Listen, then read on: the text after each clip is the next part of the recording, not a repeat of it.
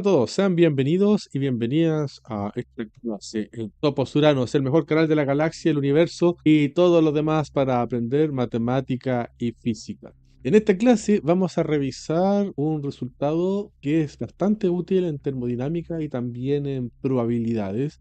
Esto es la aproximación logarítmica del factorial. En una clase anterior vimos la fórmula de Stirling. Vimos esta fórmula. ¿Y de qué se trataba esta fórmula? Decía que si tú calculas el n factorial para un n muy grande, esto tú lo puedes aproximar de la siguiente manera. Lo puedes aproximar como raíz de 2n por pi y todo esto multiplicado por n sobre el número de Euler y todo esto elevado a n. Esa es la fórmula de Stirling. A partir de esto, tú puedes obtener lo que se conoce como la aproximación logarítmica del factorial. ¿De qué se trata esta cosa? Es muy sencillo. Vas a calcular el logaritmo natural de n factorial. Entonces, ¿qué resultado te da esto? Bueno, si tú metes la fórmula de Stirling dentro del logaritmo natural, va a pasar lo siguiente. Esto te va a quedar aproximadamente igual a logaritmo natural de esa cosa que está ahí. Vamos a escribirlo así. Raíz de 2n pi. Ahí puse pi. Me gusta ponerlo en orden. 2n pi por n sobre e y toda esta cuestión elevado a n. Entonces, tú metes la fórmula de Stirling dentro del logaritmo natural y empiezas a obtener lo que se conoce como la aproximación logarítmica del factorial.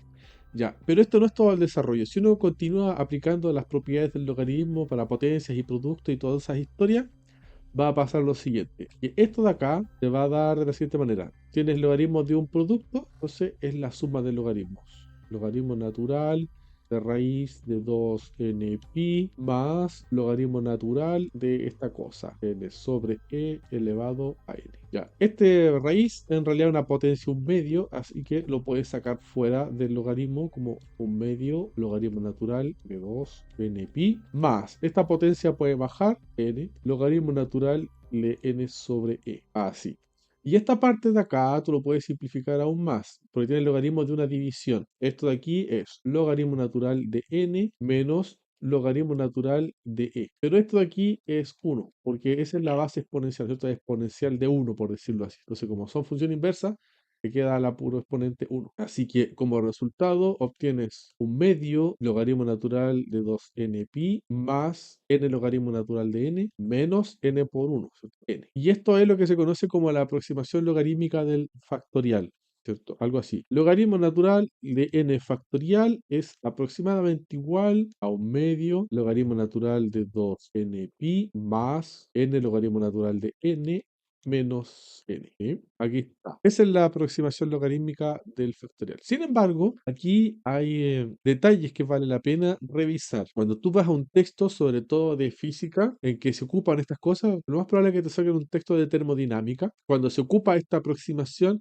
no te aparece esta fórmula completa, sino que te aparece de esta manera. Logaritmo natural de n factorial. Es decir, esto es aproximadamente igual a n, logaritmo natural de n, menos n. Te lo van a entregar de esta manera. Entonces aquí tú te puedes preguntar, bueno, ¿y qué pasó con esta cosa? ¿Qué se hizo esta cosa? ¿Cierto?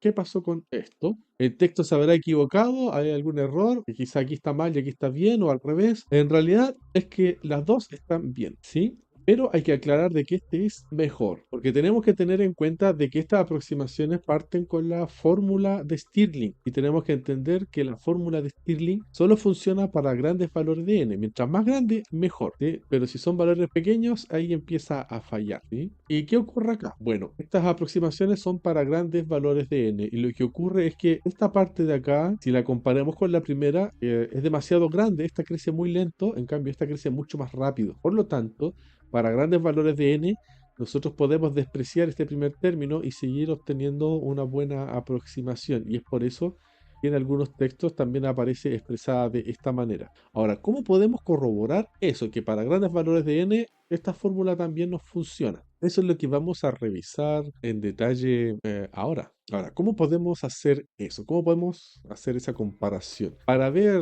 que ambas nos valen en realidad, que para ambos casos funciona, bueno, podemos considerar el error relativo entre considerar la una o la otra. ¿cierto? Podemos calcular el error relativo, ¿sí? Entonces, ¿cuál va a ser el error relativo entre estas dos aproximaciones? Tenemos una aproximación 1 y una aproximación 2. Sabemos que la primera obviamente es más precisa porque es la que se obtiene con la menor cantidad de aproximación. Entonces, ¿cómo hacemos el cálculo del error relativo? Vamos a tomar primero la aproximación final, que vendría siendo la 2, la aproximación final menos la aproximación inicial, que es la 1, y vamos a dividir todo esto por la aproximación inicial, la 1. Entonces estamos calculando cómo varía la aproximación respecto a la primera, ¿no es cierto? Entonces, si calculamos la diferencia, entonces la diferencia entre esta y esta otra nos va a dar lo que nos sobra, ¿no es cierto? Menos un medio logaritmo natural de 2n pi, y abajo nos va a quedar la aproximación 1, o sea, un medio logaritmo natural de 2n pi más n logaritmo natural de n menos n. Ese de ahí es el error relativo para cualquier valor de n. El error relativo entre la aproximación. Bien, entonces, ¿qué sigue ahora? ¿Qué tenemos que hacer a partir de esto? Lo que tenemos que hacer es ver qué ocurre cuando el n es muy grande. Veamos qué ocurre cuando n es muy grande, o sea, el n tiende a infinito. Para esto vamos a calcular el límite. Límite cuando el n tiende a infinito del error relativo. Error relativo. Esto de aquí es igual al límite cuando el n tiende a infinito de esta cosa que voy a copiar de acá. Copiar, pegar, lo ponemos aquí. Entonces así nos ahorramos un poco de lápiz. Así, bien. Entonces, lo que tenemos que hacer acá es calcular justamente el límite, ¿no es cierto? Ver qué ocurre. Entonces nosotros empezamos a observar de que aquí pareciera que tenemos una forma divergente. Si examinamos esta parte de acá, podemos ver de que esto se va al infinito. Y esta parte de acá pareciera que también se va al infinito, ¿sí? Podemos confiar de que se va al infinito. ¿Por qué? Porque esta parte de acá abajo es justamente la primera aproximación para el factorial. Y ya sabemos que el logaritmo del factorial también va a diverger, ¿no es cierto? Así que con esto ya podemos asegurar de que estamos ante una forma divergente, ¿cierto? Una forma indeterminada donde tenemos un infinito sobre infinito. ¿Y qué hacemos en estos casos? En estos casos vamos y aplicamos el viejo y conocido L'Hopital. Aplicamos la regla de L'Hopital. Vamos al límite cuando el n tiende a infinito y derivamos en la parte de arriba y vemos que nos da. Tenemos menos un medio. La derivada del logaritmo es 1 sobre lo que tenga adentro, 2n pi, por la derivada de adentro, que va a ser 2pi. Y abajo tenemos que derivar toda esta cuestión. Tenemos un medio por la derivada del logaritmo, 1 sobre lo que tenga adentro, 2n pi, por la derivada de adentro, por 2pi, más la derivada del n es 1 por el logaritmo, da logaritmo natural de n, más la derivada del logaritmo por n, que es 1. Ahí utilizamos la regla de producto, menos la derivada de esa opción, que es 1. Ahí está. Entonces vamos a aprovechar la oportunidad de cancelar un montón de cosas. Este 2pi mata ese 2 y este pi. Este 2pi mata a ese 2 y a ese pi. Ese 1 se mata con ese. Entonces esta cuestión nos va a quedar más o menos así. Límite, cuando el n tiende al infinito, aquí te queda arriba menos 1 sobre 2 veces n. Y toda esta cuestión queda dividido por 1 sobre 2n más logaritmo natural de n. Y nada más. Nada más. Entonces, ¿qué pasa cuando tomamos el límite al infinito? Cuando el n tiende al infinito, esta parte de aquí va a tender a 0. Esta parte de acá tiende a 0. Y este desgraciado de acá se va al infinito. Así que esta cosa va a ser una cosa de la forma de 0, 0 más infinito. Y esto obviamente te va a dar 0. Entonces, cuando el n crece sin límite, el error relativo tiende a 0. O sea, el error se disminuye hasta desaparecerse. Obviamente con n muy grandes. Pero como te decía antes, esta fórmula de Stirling está pensada para n muy grandes, cosas que son difíciles de calcular. En consecuencia, ¿cierto? En consecuencia, podemos decir sin lugar a dudas que el logaritmo natural de esta cuestión es aproximadamente igual para grandes valores de n a n, logaritmo natural de n, menos n. Podemos utilizar eso como una aproximación. Y esta cosa es lo que llamamos como la aproximación logarítmica del factorial. Esta es la aproximación logarítmica del factorial.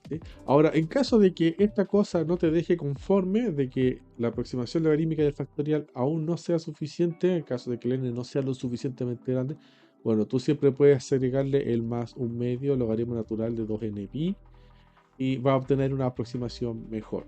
Pero con esto te va a bastar para aplicaciones, sobre todo en termodinámica. Imagínate, tenéis un mol de partículas por 10 elevado a 23, una cosa así de cosas gigantes. O sea, la diferencia es ínfima. Bien, vamos a dejar esta clase hasta aquí por ahora. El objetivo era entender por qué cómo era la fórmula de la aproximación logarítmica del factorial y por qué es así y no de otra manera y toda la historia de siempre. Aquí tenemos desarrollada la demostración.